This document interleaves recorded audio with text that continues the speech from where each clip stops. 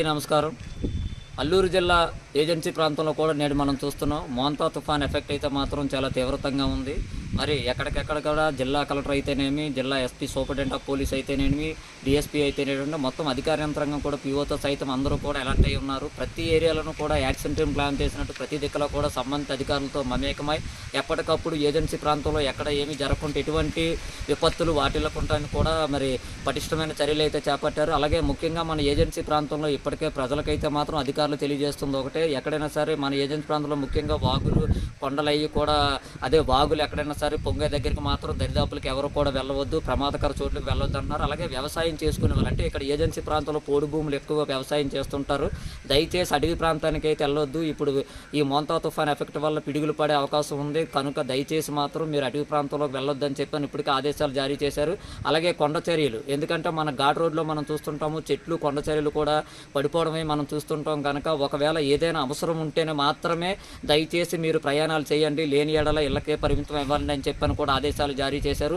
మన ఏజెన్సీ ప్రాంతంలోనైతే ముఖ్యంగా నేడైతే మాత్రం రైతులు అయితే మాత్రం నిద్ర పట్టలేని రాత్రుల్లో తయారైంది ఈ మోంతా తుఫాన్ ఎఫెక్ట్ వల్ల. ఇప్పటికే పంట అంతా కూడా చేతికొచ్చింది, మరి వరి అయితే మాత్రం చేతికొచ్చిన పంట ఎక్కడ పోతుందో అని చెప్పని భయాందోళనలో ఉన్నారు.